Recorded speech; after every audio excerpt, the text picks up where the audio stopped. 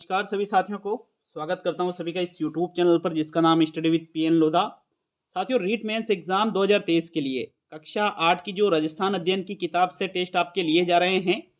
तो कक्षा 8 की राजस्थान अध्ययन की जो किताब है इसमें टोटल 10 पार्ट है। इसमें हम 9 पार्ट जो है इसको हल कर चुके हैं, 9 पार्टों के प्रश्नों को हल कर चुके हैं साथियों पिछले टेस्टों में। कक्षा 6 की किताब, कक्षा 7वीं की किताब और कक्षा 8वीं की किताब आज ये कंप्लीट हो जाएगी। 6ठी 7वीं की हमने पहले ही कंप्लीट कर ली है। कल आपके कक्षा 9वीं की किताब से टेस्ट आ जाएंगे। तो इस प्रकार हम एग्जाम से पहले आपके कक्षा 12वीं तक की जो राजस्थान अध्ययन की किताबें हैं उनको कंप्लीट करवा देंगे वस्तुनिष्ठ प्रश्नों के माध्यम से। अंतिम अध्याय है साथियों 10वां। बहुत ही शानदार लेवल के प्रश्न आपको इस टेस्ट में देखने को मिलेंगे।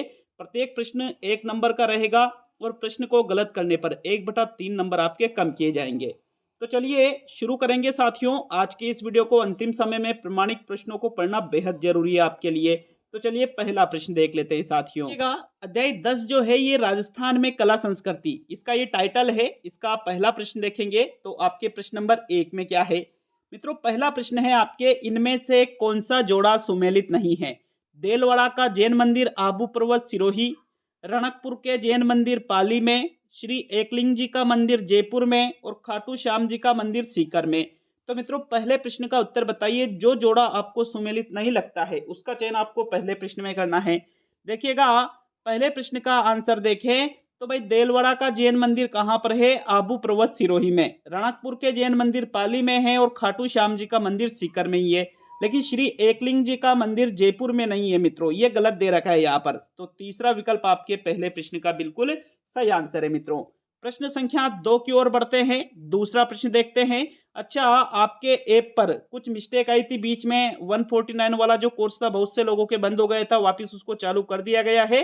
और रही बात तो 4-5 दिनों से आपके टेस्ट नहीं आ रहे हैं, इसके लिए मैं माफी चाहता हूं आप सभी से, क्योंकि अंत समय में टेस्ट तो आना ही चाहिए, उसमें कोई डाउट नहीं है। तो साथियों आज से, ठीक है, आज से आपके रेगुलर टेस्ट आपको देखने को मिलेंगे, इसमें कोई डाउट नहीं है। क्योंकि मेरे बहुत ही अर्जेंट कुछ काम पड़ गए थे बीच में, इस वजह से मैं टेस्ट नहीं डाल पाया। बट आप लोगों के लिए मैंने स्कूल से छुट्टियां ले ली है, सिर्फ आप लोगों के लिए। तो निश्चित रूप से आपको टेस्ट प्रोवाइड करवाए जाएंगे, इस चीज के लिए आप बिल्कुल भी टेंशन ना ले।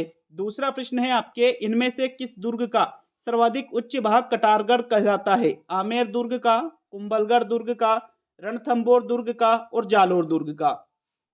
तो जिस दुर्ग का सर्वाधिक उच्च भाग, सर्वाधिक ऊंचाई पर स्थित एक भाग है जिसको कटारगढ़ कहा जाता है, और ये किस दुर्ग में स्थित है साथियों, कुंभलगढ़ दुर्ग में स्थित है। भाई कहां पर है कुंभलगढ़ दुर्ग, आपके राजसमंद में पड़ता है। तो विकल्प नंबर जो 2 है आपके प्रश्न संख्या 2 का सही आंसर है मित्रों। प्रश्न संख्या 3 की तरफ बढ़ते हैं। तो तीसरा प्रश्न देख लेंगे। प्रश्न नंबर 3 क्या है। बूंदी में रिक्त स्थान है जिसकी आपको पूर्ति करनी है। खंभों की छतरी स्थापत्य कला का महत्वपूर्ण उदाहरण है। 32 खंभों की, 20 खंभों की, 84 खंभों की और चौथा विकल्प है इनमें से कोई भी नहीं। इनमें से कोई भी नहीं। तो साथियों आप बताइए प्रश्न संख्या 3 में कौन सा विकल्प आपका सही रहेगा। तो देखो बूंदी में स्थित जो 84 खंभों की छतरी है, कितने खंभों की बूंदी में, कितने खंभों की छतरी है, 84 खंभों की। ये स्थापत्य कला का एक महत्वपूर्ण उदाहरण माना जाता है। तो तीसरे प्रश्न में आपके तीसरा विकल्प सही रहेगा साथियों। प्रश्न संख्या 4 की तरफ बढ़ेंगे। चौथा प्रश्न देख लेंगे। प्रश्न नंबर 4 में क्या है आपके, बनी ठनी चित्रशैली रिक्त स्थान है की प्रसिद्ध है। किशनगढ़ की प्रसिद्ध है, आमेर की प्रसिद्ध है, आहड़ की प्रसिद्ध है या नागदा की प्रसिद्ध है। तो प्रश्न संख्या 4 में बताइए। जो विकल्प आपको सही लगता है उसका चुनाव करना है। देखो प्रश्नों को बिल्कुल क्लियरली आपको याद होने चाहिए। जो प्रश्न यहाँ आपके करवाए जा रहे हैं प्रमाणिक प्रश्न है, प्रमाणिक पुस्तकों से, बहुत ही ज्यादा इंपॉर्टेंट है आपके एग्जाम के लिए। साथियों चौथे प्रश्न का आंसर देखें तो बनी ठनी चित्रशैली जो है ये कहाँ का प्रसिद्ध है। भाई ये किशनगढ़ की प्रसिद्ध है। कहाँ, किशनगढ़ अजमेर की। विकल्प नंबर आपका जो 1 है साथियों प्रश्न संख्या 4 का बिल्कुल सही उत्तर है। प्रश्न संख्या 5 की ओर बढ़ते हैं। तो 5वां प्रश्न देख लेंगे। प्रश्न नंबर 5 में क्या पूछा जा रहा है। मूसी महारानी की छतरी कहां पर स्थित है। भरतपुर में, अलवर में, जयपुर में या धौलपुर में। बताओ भाई प्रश्न 5 में कौन सा विकल्प आपको सही लगता है। मूसी महारानी की छतरी की बात की जा रही है मित्रों। 5वें प्रश्न का आंसर देख लेते हैं। देखिएगा जो मूसी महारानी की छतरी है यह राजस्थान में कहां पर स्थित है, अलवर में स्थित है। सेकंड विकल्प आपके प्रश्न नंबर 5 का सही आंसर है साथियों। छठे प्रश्न की तरफ बढ़ेंगे। तो चलिए छठा प्रश्न देख लेंगे। प्रश्न नंबर 6 क्या है? विजय स्तंभ का निर्माण किस शासक ने करवाया था? किसकी बात की जा रही है मित्रों? विजय स्तंभ की बात की जा रही है। महाराणा प्रताप के द्वारा इनका निर्माण करवाया गया, राणा लाखा के द्वारा इसका निर्माण करवाया गया, राणा हम्मीर के द्वारा या राणा कुंभा के द्वारा? तो मित्रों विजय स्तंभ कहां पर स्थित है? ये चित्तौड़गढ़ दुर्ग में स्थित है। ये कहां पर? चित्तौड़गढ़ दुर्ग में। और अगर बात करें कि भाई इसका निर्माण किसने करवाया था, तो मित्रों विजय स्तंभ का जो निर्माण है राणा कुंभा के द्वारा करवाया गया था। किसके द्वारा करवाया गया था? महाराणा कुंभा के द्वारा ही विजय स्तंभ का निर्माण करवाया गया था। चौथा विकल्प आपके प्रश्न संख्या 6 का सही आंसर है। चलिए आगे बढ़ेंगे साथियों प्रश्न संख्या 7 की तरफ। देखिएगा मित्रों प्रश्न नंबर 7 को, 32 खंभों की छतरी किस दुर्ग में स्थित है? कुंभलगढ़ दुर्ग में स्थित है, कटारगढ़ दुर्ग में स्थित है, चित्तौड़गढ़ दुर्ग में स्थित है या रणथंभौर दुर्ग में स्थित है? तो कितने खंभों की छतरी की बात की जा रही है साथियों? 32 खंभों की छतरी की बात की जा रही है।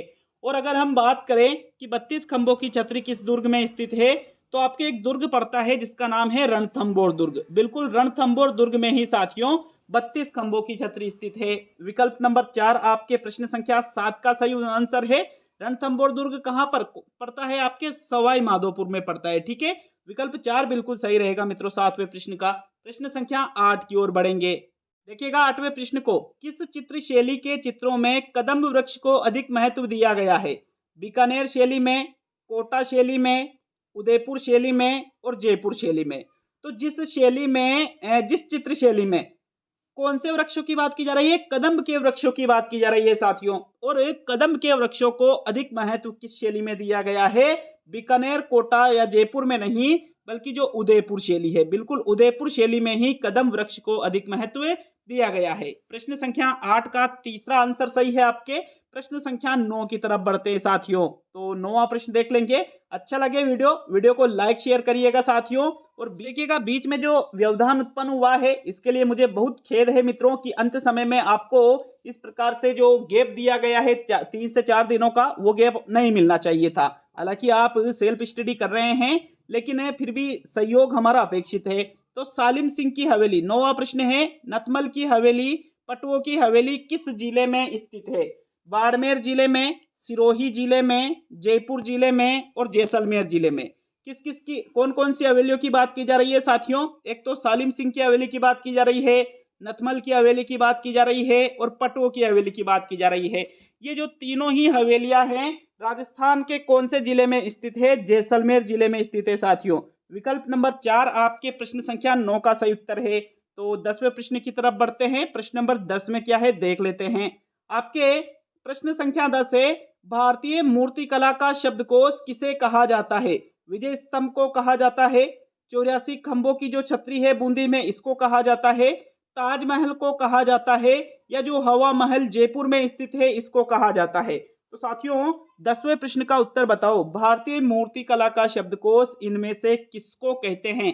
10वें प्रश्न का आंसर देखते हैं। जो विजय स्तंभ है चित्तौड़ में, बिल्कुल इसको ही क्या कहा जाता है? भारतीय मूर्तिकला का शब्दकोश कहा जाता है। विकल्प 1 आपके 10वें प्रश्न का आंसर होगा। 11वें प्रश्न की तरफ बढ़ेंगे साथियों। देखिएगा मित्रों 11वें प्रश्न को, मंदिरों का विकास किस काल से माना जाता है? मौर्य काल से माना जाता है, गुप्त काल से माना जाता है, पाषाण काल से माना जाता है या मुगल काल से माना जाता है? तो मंदिरों के विकास की बात की गई है। मंदिरों का जो विकास है इनमें से किस काल से? भाई आंसर देखते हैं 11वें प्रश्न का। तो पाषाण काल, मुगल काल में तो मंदिरों को तोड़ा गया था, मौर्य काल भी नहीं। इसका आंसर क्या है साथियों? गुप्त काल। बिल्कुल गुप्त काल से ही मंदिरों का विकास माना जाता है। किस काल को माना जाता है? गुप्त काल को। विकल्प नंबर 2 आपके 11वें प्रश्न का सही आंसर है साथियों। आगे बढ़ेंगे प्रश्न संख्या 12 की तरफ। मित्रों 12वां प्रश्न है आपके, मिट्टी की मूर्तियों को आग में पकाकर बनाने की कला क्या कहलाती है? थेवा कला कहलाती है, टेराकोटा कहलाती है, उस्ता कला कहलाती है या मुनवत कला कहलाती है? तो 12वें प्रश्न का उत्तर बताओ। प्रश्न संख्या 12 में कौन से विकल्प का चुनाव करोगे? देखो भाई थेवा कला तो जो कांच होता है इस पर सोने का सूक्ष्म चित्रांकन किया जाता है, यह है थेवा कला प्रतापगढ़ की, तो इसको तो नहीं कहते हैं। जो मिट्टी की मूर्तियां हैं इसको आग में पकाकर बनाने की जो कला है इसको क्या कहा जाता है? टेराकोटा कहा जाता है। जबकि उस्ता कला में ऊंट की खाल पर चित्रांकन किया जाता है साथियों। तो इसका सही आंसर कौन सा रहेगा आपके प्रश्न नंबर 12 में? जो विकल्प नंबर 2 है, दूसरा विकल्प आपके प्रश्न 12 का सही उत्तर है भाई। 13वें प्रश्न की तरफ बढ़ते हैं। प्रश्न संख्या 13 में क्या है आपके? ऋषभ देव जी का जैन मंदिर कहाँ पर स्थित है? फतेहपुर में स्थित है, बीचवाल में स्थित है, हनुमानगढ़ में स्थित है या उदयपुर में स्थित है? तो ऋषभ देव जी के मंदिर की बात की जा रही है। इनमें से जिस जगह पर ऋषभ देव जी का मंदिर स्थित है वो जगह आपको 13वें प्रश्न में देखना है। साथियों आंसर देखते हैं 13वें प्रश्न का भी। जो चौथा विकल्प है उदयपुर, यह बिल्कुल इसका सही उत्तर है मित्रों। ऋषभ देव जी का जैन मंदिर उदयपुर में स्थित है। कहां पर? उदयपुर में। चौथा विकल्प आपके प्रश्न संख्या 13 का सही आंसर होगा। चलिए आगे बढ़ेंगे साथियों प्रश्न संख्या 14 की तरफ। तो 14वां प्रश्न देख लेते हैं। आपके प्रश्न संख्या 14 है, द गोल्डन फोर्ट किस दुर्ग को कहा जाता है? गागरोन दुर्ग को, बीकानेर के किले को, जैसलमेर के किले को और लोहागढ़ के किले को। तो इनमें से जिस दुर्ग या किले को क्या कहा जाता है? द गोल्डन फोर्ट कहा जाता है। उस दुर्ग का चयन आपको प्रश्न संख्या 14 में करना है। साथियों 14वें प्रश्न का आंसर देखें तो कौन सा विकल्प सही रहेगा आपके? जो तीसरा विकल्प है जैसलमेर का किला, इसी को द गोल्डन फोर्ट के नाम से जाना जाता है। थर्ड विकल्प आपके प्रश्न संख्या 14 का सही आंसर है मित्रों। प्रश्न संख्या 15 की तरफ बढ़ेंगे। देखिएगा प्रश्न नंबर 15 को, मिट्टी का किला किसे कहा जाता है? सोनारगढ़ के किले को, बीकानेर के किले को, गागरोन के किले को और लोहागढ़ के किले को। तो इनमें से जिस किले को मिट्टी का किला कहा जाता है साथियों उस दुर्ग का चयन आपको प्रश्न 15 में करना है। देखो अगर आपने साथियों ऐप को डाउनलोड नहीं कर रखा है तो मैंने ऐप डाउनलोड का जो लिंक है कमेंट बॉक्स में दे रखा है। लगभग 245 प्लस जो टेस्ट है जो अभी तक लिए जा चुके हैं, अगर आप ऐप को डाउनलोड करके 149 वाला जो कोर्स लेते हो तो ये 245 प्लस टेस्ट आपको एग्जाम तक देखने को मिलेंगे साथियों, जिससे आप अपनी बेहतरीन जो मतलब मूल्यांकन है वो अपना सही तरीके से बिल्कुल कर सकते हो। यहाँ लेवल 1 और लेवल 2 के लिए, दोनों लेवल के लिए ये टेस्ट सीरीज है। तो 15वें प्रश्न का आंसर देखें, मिट्टी का किला इनमें से किसको कहा जाता है? लोहागढ़ का जो किला है साथियों, कहां पर पड़ता है? लोहागढ़ का दुर्ग भरतपुर में पड़ता है, इसी को मिट्टी का किला कहा जाता है। चौथा विकल्प आपके प्रश्न नंबर 15 का सही आंसर है। चलिए आगे बढ़ेंगे 16वें प्रश्न की तरफ। तो देखिएगा प्रश्न नंबर 16 को, गागरोन दुर्ग है, एक गिरी दुर्ग है, एक धानवन दुर्ग है, एक जल दुर्ग है या एक सैन्य दुर्ग है? तो मित्रों इनमें से गागरोन का किला या फिर गागरोन का जो दुर्ग है उसको किस श्रेणी में रखा जाता है? तो 16वें प्रश्न का आंसर देख लेते हैं भाई। गागरोन जो दुर्ग है ये एक जल दुर्ग है। कैसा दुर्ग है? ये एक जल दुर्ग है जो कि राजस्थान के कौन से जिले में पड़ता है साथियों? झालावाड़ जिले में पड़ता है ये। विकल्प नंबर आपका जो 3 है प्रश्न संख्या 16 का सही उत्तर है। आगे बढ़ेंगे मित्रों प्रश्न संख्या 17 की तरफ। तो 17वां प्रश्न देखेंगे। प्रश्न नंबर 17 में क्या है?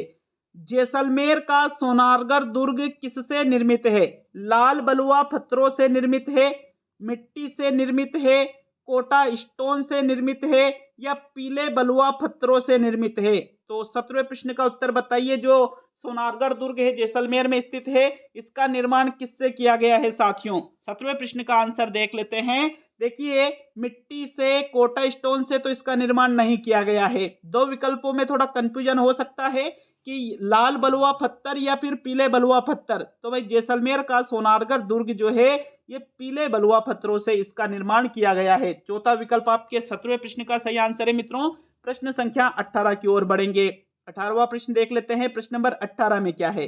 देखिएगा प्रश्न नंबर 18 को, दुर्ग के निकट प्राय गहरी खाइयां बनाई जाती थी जिसमें पानी भरकर जहरीले जानवर छोड़कर शत्रु को रोका जाता था। ये कही जाती थी। क्या कही जाती थी साथियों? आपको ये बताना है प्रश्न संख्या 18 में।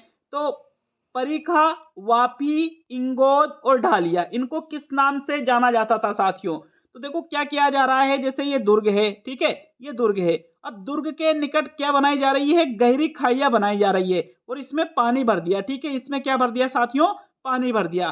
पानी भर के क्या कर रहे हैं? इसमें जहरीले जानवरों को इसमें छोड़ा जाता था तो शत्रु को भाई इस पर आक्रमण करेगा तो फिर आएगा कैसे, जहरीले जानवरों का उसको सामना करना पड़ेगा। और इनको क्या कहा जाता था साथियों, तो इनको परीखा के नाम से जाना जाता था। विकल्प 1 आपके प्रश्न नंबर 18 का सही आंसर है मित्रों। प्रश्न संख्या 19 की ओर बढ़ते हैं। चलिए 19वां प्रश्न देख लेंगे। प्रश्न संख्या 19, बूंदी शहर के उत्तरी छोर की पहाड़ी पर रिक्त स्थान है जिसकी आपको पूर्ति करनी है। ईस्वी में राव बरसिंह ने बूंदी दुर्ग को बनवाया था। 1351 ईस्वी में, 1352 ईस्वी में, 1353 ईस्वी में और 1354 ईस्वी में। तो भाई बूंदी शहर के किस छोर पर, उत्तरी छोर की जो पहाड़ी है, इसमें राव बरसिंह ने बूंदी दुर्ग का निर्माण करवाया था। बात यह है कि कब करवाया था, आंसर देख लेते हैं। भाई इन्होंने, राव बरसिंह ने बूंदी दुर्ग का निर्माण बूंदी शहर के उत्तरी छोर की पहाड़ी पर कब करवाया था, 1354 ईस्वी में करवाया था साथियों। 19वें प्रश्न में चौथा विकल्प आपका आंसर होगा। 20वें प्रश्न की तरफ बढ़ेंगे तो 20वां प्रश्न देख लेते हैं। प्रश्न नंबर 20, लोहागढ़ के संबंध में सत्य कथन है। जो लोहागढ़ दुर्ग है इसके बारे में आपको सत्य कथन का चयन करना है। पहला विकल्प, इसका जो निर्माण है लोहागढ़ का, भरतपुर जाट वंश के महाराजा सूरजमल ने करवाया। दूसरा विकल्प है, इसके चारों ओर मिट्टी की प्राचीर बनी है, मिट्टी का दुर्ग इसको कहा जाता है, ये एक अजेय दुर्ग है। और चौथा विकल्प है, इनमें से सभी। तो साथियों लोहागढ़ दुर्ग भरतपुर के संबंध में अगर बात करें तो पहला कथन भी सत्य है, निर्माण भरतपुर जाट वंश के महाराजा सूरजमल ने करवाया, मिट्टी का दुर्ग इसको कहते हैं, चारों ओर मिट्टी की प्राचीर बनी है इसमें, और ये एक अजेय दुर्ग है साथियों। मतलब इनमें से सभी वाला जो चौथा विकल्प है आपके प्रश्न संख्या 20 का सही आंसर है भाई। चलो 21वें प्रश्न की तरफ बढ़ेंगे। 21 में क्या है आपके, तो 21वां प्रश्न, चित्तौड़गढ़ दुर्ग के संबंध में असत्य कथन है। चित्तौड़गढ़ दुर्ग के बारे में असत्य, गलत कथन का चुनाव आपको 21वें प्रश्न में करना है।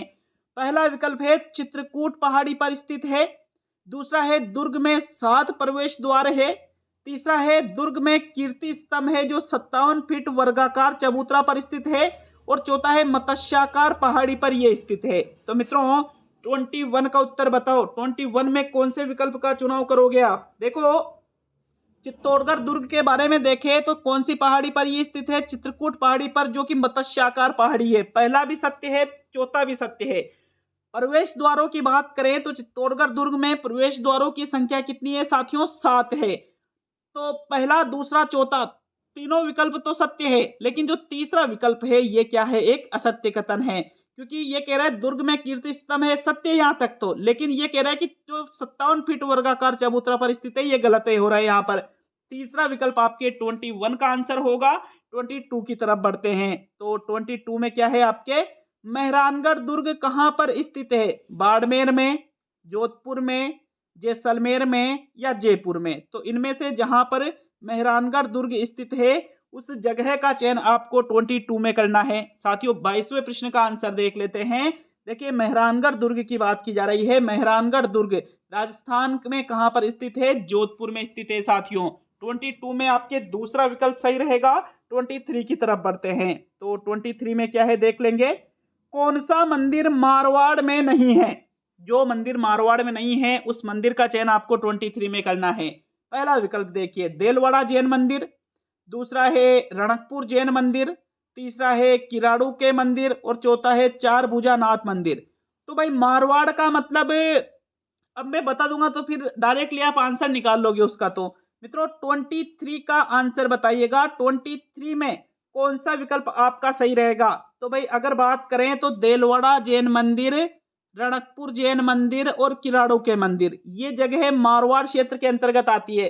लेकिन चार भुजानाथ मंदिर ये आपके मारवाड़ में स्थित नहीं है, गलत दे रखा है यहाँ पर। ये चौथा विकल्प आपके 23 का सही आंसर है साथियों। 24 की तरफ बढ़ेंगे। 24 में क्या है देख लेते हैं। 24वां प्रश्न है, सुमेलित का चयन कीजिए। किसका, सुमेलित का। जो सही लगता है उसका चयन करना है। पहला विकल्प, शिव मंदिर भंडदेवरा 12 में स्थित है। कंसुआ मंदिर कोटा में स्थित है।